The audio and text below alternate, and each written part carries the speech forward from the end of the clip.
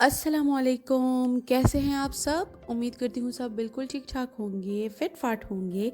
हम भी अल्हम्दुलिल्लाह बिल्कुल ठीक-ठाक हैं। मेरे तमाम सब्सक्राइबर्स को बहुत-बहुत खुशामदीद, वेलकम बैक। और जो लोग मुझे फ़र्स्ट टाइम देख रहे हैं, उन सबको भी बहुत बड़ा-बड़ा सा खुशामदीद।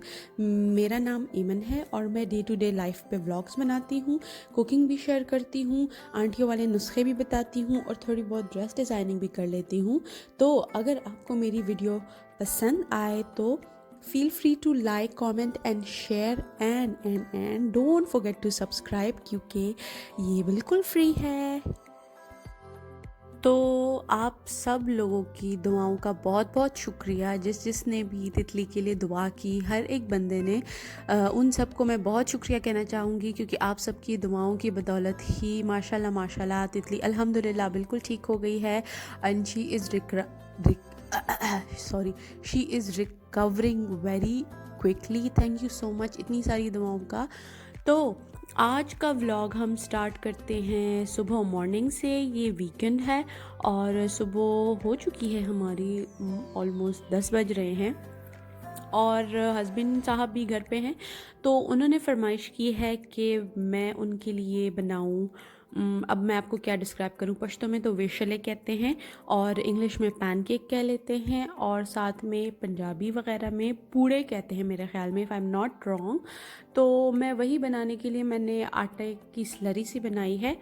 इसमें बस आटा और नमक है और पानी है। आपने थिन सा बैटर बना लेना है और जैसे डोसा नहीं बनाते उसी तरह से आपने इसको तवे पे लगा लेना है। आपने इसकी पतली सी रोटी बना लेनी है और जैसे आप देख सकते हैं मेरी जो सास हैं वो इसको हाथ से इसी तरह फैला के बनाती हैं, जबकि मैं नहीं कर सकती। तो मैं ये जो चाय वाली डोई होती है इसी से इसको फैला के इसकी बड़ी सी रोटी बना लेती हूँ और जब ये थोड़ी सी कुक हो जाती है तो ये खुद ही तवे से उठ जाती है और बस फिर आपने इसको तब तक वेट करना है जब तक ये अपनी सरफेस को छोड़ दे और फिर ऊपर से ऑयल लगा के बिल्कुल मज़ेदार किस्म का पराठे की तरफ फ्राई कर लें। और पहले मुझे पहले भी पसंद थे लेकिन इतने ख़ास नहीं, लेकिन अभी I am liking them more ना। तो हमने वीकेंड पे सुबह इस चीज़ का नाश्ता किया, एज़ मेरे हस्बैंड को बहुत पसंद है तो इस वजह से मैंने उनके कहने पे बनाए। साथ ही में मैंने चाय बना ली है और साथ ही में मैंने स्क्रैम्बल्ड एग्स बना लिए थे सिंपल अनियन डाल के। एक तरह के पराठे और नाश्ता कर कर के बिना इंसान बोर हो जाता है। मैं तो फिर भी ब्रेड वगैरह ले लेती हूँ। मेरे हस्बैंड को ब्रेड शेड का भी इतना कोई ख़ास शौक़ नहीं है।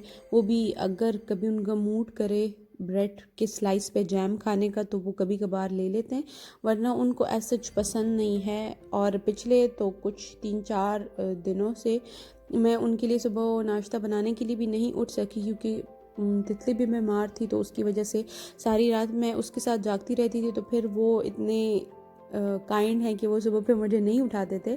तो कुछ टाइम मतलब मुझे गिल्टी भी फील होता था कि मतलब सुबह बगैर खाने के जा रहे हैं, लेकिन अल्हम्दुलिल्लाह he is very kind and very cooperative. तो मतलब वो फिर सुबह मुझे तकलीफ़ नहीं देते थे। और साथ में कुछ दिन तो मेरी सास वगैरह वो भी थी तो वो भी बना देती थी। 1-2 दिन उन्होंने बीच में बना दिया था और कुछ दिन तो इसी तरह गुजर गए ना। तो अल्हम्दुलिल्लाह आई एम फ़ाइन। मेरी तबीयत भी अब बिल्कुल ठीक है, तितली भी अब अल्हम्दुलिल्लाह बिल्कुल ठीक है। थोड़ी बहुत है वो मेडिसिन ले रही है, इंशाल्लाह वो भी ठीक हो जाएगी। लेकिन अब बैक टू वापस रूटीन पे आ जाना चाहिए मुझे। किसी की अच्छाई का इतना फ़ायदा नहीं उठाना चाहिए। खैर अल्लाह ताला उनको इस नेकी का बहुत बहुत अजर दे। और और मैं क्या शेयर करूं आपके साथ। और अच्छा, आपको मैं बताती हूँ, मैं जाने लगी हूँ अपने ससुराल कुछ दिनों तक और वहाँ पे रहूँगी मैं 1 महीना, क्योंकि मेरे हस्बैंड अपने ऑफिशियल वर्क के सिलसिले में जा रहे हैं एबटाबाद। तो हमें छोड़ेंगे वो वापस सवाबी में और कुछ दिन वहाँ रहूँगी, कुछ दिन अम्मी की तरफ रहूँगी। तो बस महीना गुजर जाएगा क्योंकि मुझे भी गए हुए तकरीबन हम अक्टूबर में वापस आए थे तो नवंबर दिसंबर 2 माह बाद, 2 से ज़्यादा ही हो गए हैं। अक्टूबर का पूरा महीना और फिर नवंबर और दिसंबर भी गुजर गया पूरा। तो घर वालों की भी बहुत याद आ रही है और उधर भी मतलब माहौल थोड़ा सा चेंज होना चाहिए इंसान का, क्योंकि एक जगह पे रह रह के इंसान उकता सा जाता है। तो खैर मेरा नाश्ता तैयार हो गया है, चाय भी बन गई है, अंडे भी बन गए हैं और अभी मैं अपने हस्बैंड साहब की मिन्नतें कर रही थी कि उठ के आ जाएं और नाश्ता कर लें, क्योंकि मेरे ख्याल में वो मेरी ही अम्मी से इस टाइम जो है वो वीडियो कॉल पे बात कर रहे थे। तो ये चीज़ मुझे बड़ी बुरी लगती है जब आप चाय बना लो और फिर आपको मिन्नतें करनी पड़ी कि आप आकर नोश फरमा ले खाना। तो खैर इस दफ़ा जो है वो हमने कोई ग्रोसरी भी ख़ास नहीं की, बस थोड़ी बहुत चीज़ें ली हैं जो तितली की यूज़ में आती हैं, जैसे सेरेलैक हो गए, उसके डायपर्स हो गए और ओट्स वग़ैरह, और बस थोड़ी बहुत चीज़ें ली जो कि हमारे ये 3-4 दिनों में काम आ जाए। और इसके अलावा बस इन्हीं 3-4-5 दिनों के लिए ये थोड़ी बहुत सब्ज़ी थी वो भी हमने उठा ली। हम इस टाइम सब्ज़ी मंडी में थे, जो कि यहाँ का जो फेमस सियालकोट का पुल है, टी पुल जिसको कहते हैं, उसके नीचे से हम सब्ज़ी और फ्रूट वगैरह लेने के लिए आए थे, क्योंकि यहाँ पे बहुत सारी सब्ज़ी भी मिल जाती है और रीज़नेबल भी मिल जाती है, तो इसलिए हम मोस्टली ग्रोसरी के बाद जो सब्ज़ी वगैरह है वो यहाँ से लेने आते हैं। और यहाँ पे जो है चिकन वगैरह भी मिल जाता है, तो जब लेना होता है बल्क में तो हम इधर ही से ले जाते हैं, क्योंकि यहाँ अब हमें काफ़ी टाइम हो गया है आते हुए, आते जाते तकरीबन 1 साल हो गया हमें सियालकोट में। तो अभी हमें अंदाज़ा हो गया है कि कौन सी चीज़ कहाँ से बेहतर मिल जाती है, तो इसलिए अब हमें थोड़ी बहुत आसानी हो जाती है। स्टार्ट में जब हम आए थे तो हर चीज़ के लिए बहुत परेशान होते थे, क्योंकि जो सदर साइड में जो सब्ज़ी वाले हैं और फ्रूट वाले हैं तो माशाल्लाह से वो तो कसाई हैं, उनके तो इतने हाई रेट्स हैं कि मतलब आप सब्ज़ी वहाँ पे एक कॉमन पर्सन जो है वो ज़्यादा सब्ज़ी वहाँ से अफोर्ड कर ही नहीं सकता, क्योंकि उनकी सब्ज़ी भी बहुत एक्सपेंसिव है और फ्रूट्स एक्सेट्रा सब कुछ ना। और फिर उसके बाद जो है जो ग्रोसरी में जो चीज़ मैंने उठाई है वो ये एक ग्रेनोला बार था, मैं इसको ट्राई करना चाह रही थी, इस वजह से मैंने ये एक ले लिया। और मेरा टूथब्रश वो ख़राब हुआ था, तो फिर मैंने एक टूथब्रश उठाया और तितली के डायपर्स ले लिए।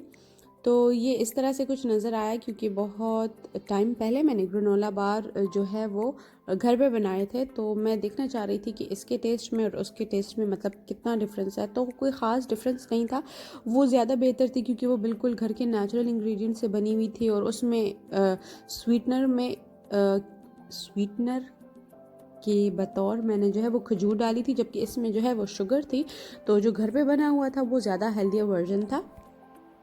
और ये फिर मैंने बना लिया डिनर के लिए स्पगेटी और कीमे के साथ, जबकि मेरे हस्बैंड जो थे वो अपनी फ्रेंड की तरफ चले गए थे, वो बुला रहे थे उनको, तो मैंने तितली को भी साथ में भिजवा दिया। मैंने कहा चलो आप दोनों जाओ और मैं थोड़ा सा रिलैक्स करती हूँ, थोड़ा सा मी टाइम एंजॉय करती हूँ, कोई मूवी वगैरह देखती हूँ और सुकून से बैठ के खाती हूँ। तो बस वो तितली को साथ में ले गए थे।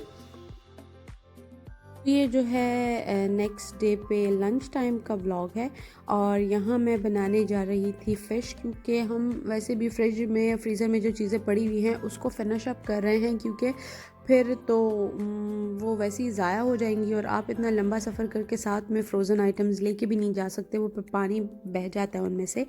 तो जो फ्रिज में चीज़ें पड़ी हुई हैं मैं उनको ख़त्म करने की कोशिश कर रही हूँ। तो फ़िश पड़ी हुई थी 3-4 पीसेस ना, तो मैंने सोचा कि बहुत टाइम हो गया है कि मैंने कोई सालन में फ़िश नहीं खाई, तो मैंने अपने हस्बैंड से पूछा तो वो कह रहे थे कि नहीं नहीं मैंने सालन में नहीं खाना।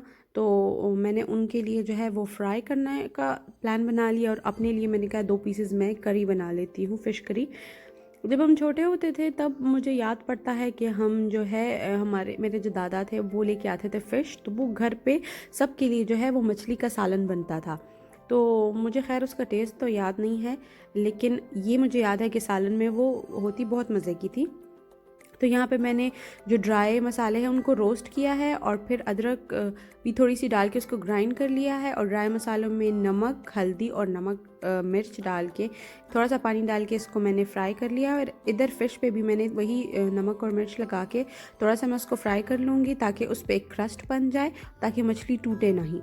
और अपने हस्बैंड के लिए मैंने मसाला लगा के मछली रख दी है, वो मैं फ्राई कर दूँगी और अपने लिए जो है मैं सालन में बनाऊँगी।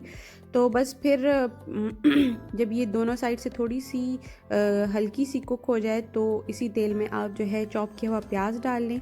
जब प्याज ब्राउन हो जाए तो आपने वही ग्राइंड किया हुआ मसाला डाल लें और फिर थोड़ा सा पानी डाल के फ़िश को बीच में पका लें तकरीबन 10-15 मिनट, और फिर जो है थोड़ी सी क्रीम डाल लें और आपकी मज़ेदार किस्म की जो है वो फ़िश करी तैयार हो जाती है। मैं इस रेसिपी से जो हूँ वो फ़र्स्ट टाइम ट्राई कर रही थी, तो मुझे अंदाज़ा नहीं था कि कैसी बनेगी कैसी नहीं बनेगी, लेकिन बहुत मज़े की बनी। एक गलती मुझसे ये हुई कि मैंने अदरक थोड़ी सी ज़्यादा डाल दी थी, जिसकी वजह से थोड़ा सा कड़वा सा टेस्ट था। तो उस टेस्ट को कवर करने के लिए फिर मुझे इसमें थोड़ी सी क्रीम ज़्यादा डालनी पड़ी। तो अगली बार जब मैं बनाऊँगी तो इंशाल्लाह मेरी कोशिश होगी कि मैं आपसे रेसिपी शेयर करूँ फुल। और दूसरा ये कि मैं इसमें अदरक को थोड़ा सा कम डालूँ ताकि फिर वो कड़वा टेस्ट उसमें ना हो, लेकिन ओवरऑल उसका टेस्ट बहुत मज़ेदार था और बहुत मज़े की बनी थी फ़िश। तो बस फिर साथ साथ में रोटियां भी बना ली और फिर हमने जो था दोपहर को अच्छा सा लंच कर लिया। और दूसरा ये कि अभी मुझे थोड़ी बहुत पैकिंग स्टार्ट करनी होगी, क्योंकि फिर एंड टाइम पे मैं अकेली पैकिंग करते वक्त फिर मुझे हॉल पड़ने लगते हैं। तो लेट्स सी, इंशाल्लाह आपके साथ पैकिंग भी शेयर करूँगी, क्या चीज़ें लेके जानी चाहिए क्या नहीं, बेबी के साथ क्या क्या रखना चाहिए। तो वो अगले व्लॉग में आपके साथ शेयर करूँगी। उम्मीद करती हूँ आपको आज का व्लॉग अच्छा लगा होगा और अगले व्लॉग तक के लिए इजाज़त दें। खुदा हाफिज़, अल्लाह पामान।